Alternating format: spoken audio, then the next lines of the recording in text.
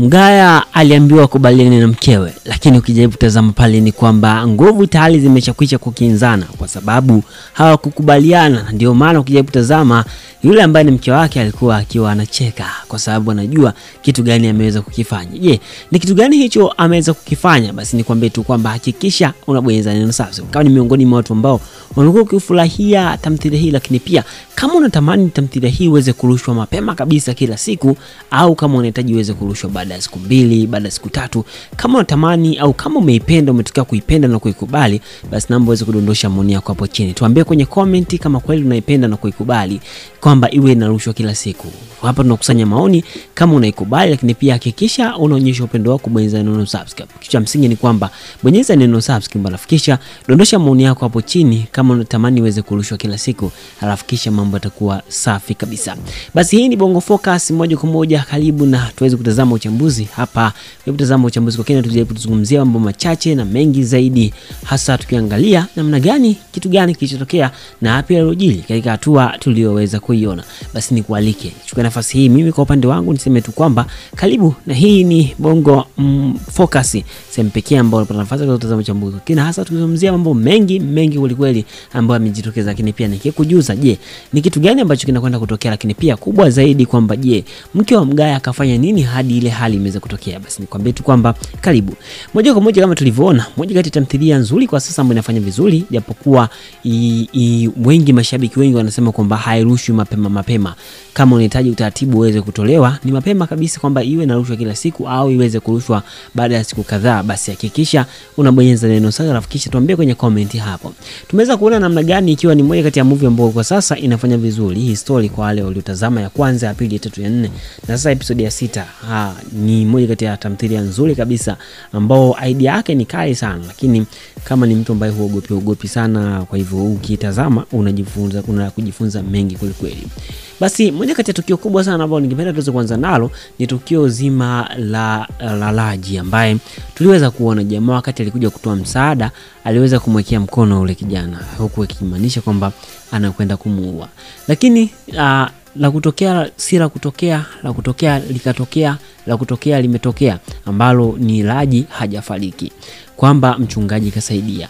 Huyo mchungaji ambaye anawasaidia hawa watu wote ndio yule mchungaji ambaye alimsaidia mamake na Clamvevo. Kwa hivyo hapa tayari kesi zimeanza kuwa nyingi, kitu ambacho aidha kinaweza kusababisha kidogo tafulani au shida ambao inaweza kusababisha mambo mengi kweli ambao kiukweli na kuhalisia anaweza kaleta picha ambao ni ya kitofauti. Kwa hivyo kitu msingi ni kwamba tusubirie tuone, lakini kama ni miongoni mwa watu ambao unapenda, lakini kwambie tu kwamba hapo kama ulivyoona huyo mchungaji Clamvevo pia kaenda kamsikiliza na nini, kamwambia, kampa mashiti magumu sana kweli kwamba hakikishe anafanya kile ambacho yeye anakitaka. Je, Clamvevo atafanikiwa kweli kwa mtumishi? Kwa sababu inaonekana ana nguvu nyingi kweli kuwazidi, kwa sababu yeye ndiye anayepangua mipango yao, kitu ambacho kinaashiria kwamba hapo kuna nguvu kubwa sana ambazo kwa upande wake yeye huyo mchungaji anazo, ambazo zinasaidia au zinaweza kusababisha vitu vya kitofauti. Je, watafanikiwa?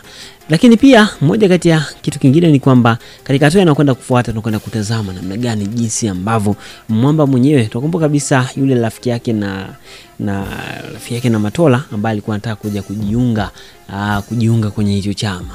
Katika hatua inayofuata anakuja kuletwa na ataambiwa aweze kutoa kafara, lakini shida kafara atakayoambiwa itakuwa ni ngumu kweli, kitu ambacho kitatia wasiwasi mkubwa.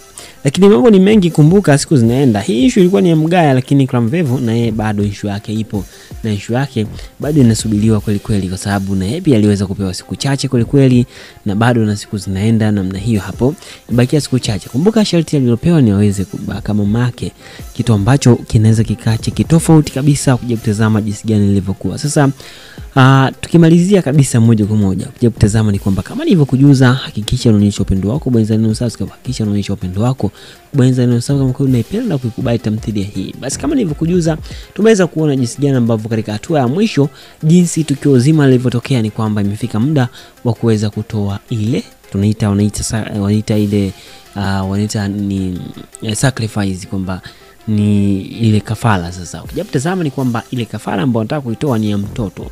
Huyo mtoto ni kwamba mke na mume wapo katika hicho chama, Lakini kumbuka kuna pointi za kunoti.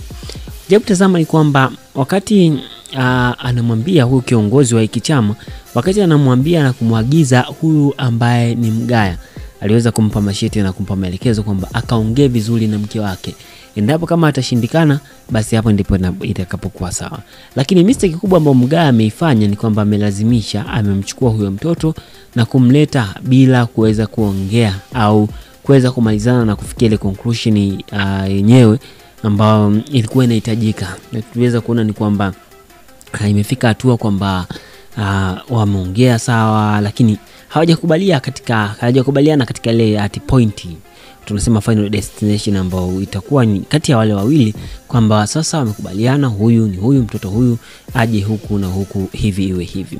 Sasa hiyo ndio mistake kubwa ambao inakuja kutokea. Sasa hapa inakuja kuwa shida kweli kweli, kwa sababu masharti kama hayo inabidi uweze kuyafanya kwa kubaliana. Sasa hayo ndio iliyopelekea kwamba ishindikane. Sasa je, mwisho wake utakuwaje? Hapo ndipo patamo ambapo watu wengi wanatamani waweze kuona, kitu ambacho wengi sana wanaumizwa sana na juu ya kucheleweshwa kwa tamthilia hii, kitu ambacho kinawafanya waweze kutamani tamthilia hii iweze kuwa inarushwa kila siku, walau kila siku, ili kusudi kuweza kuleta uhondo na uzuri wa tamthilia hii iweze kupendeza vizuri kabisa.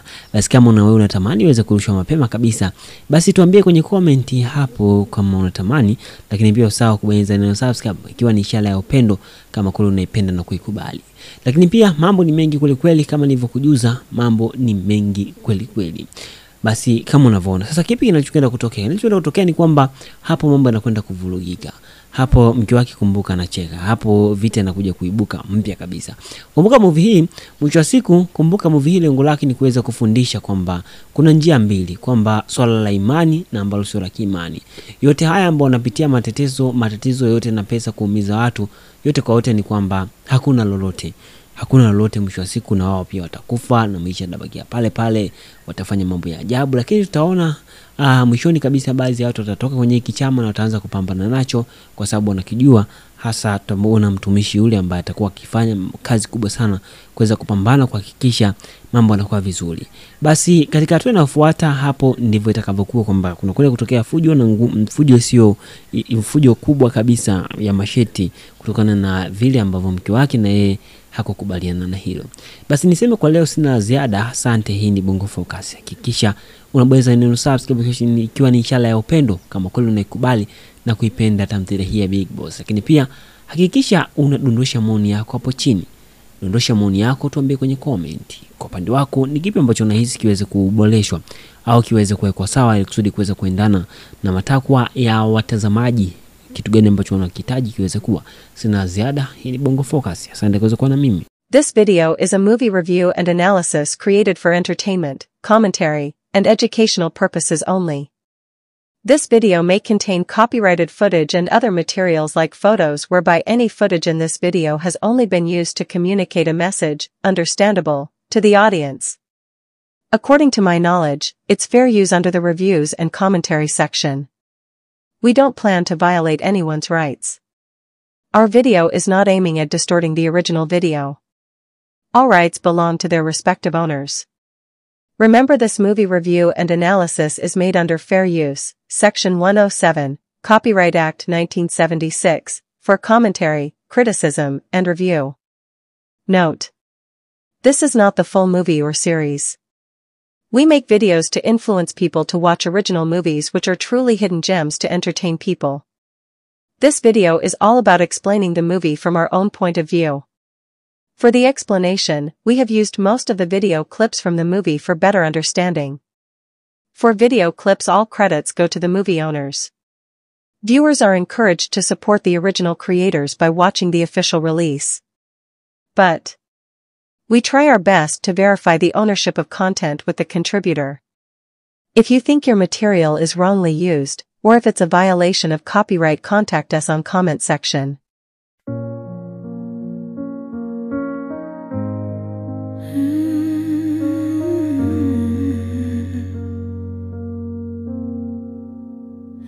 Usoni furaha, moyoni maumivu makali, maisha yana siri kubwa. Usione mtu ana pesa ukatamani maisha yake. Nani tajiri mkubwa? Pesa mbona aishi utamu? Ama hakika hii ni Big Boss, ndio maana naimba Big Boss.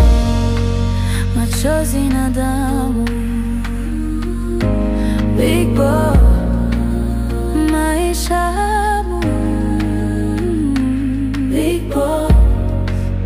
Mwisho wa utu, Big Boss. Machozi na damu,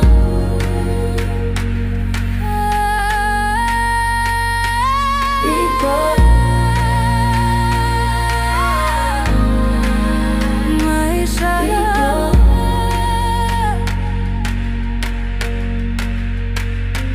Big Boss.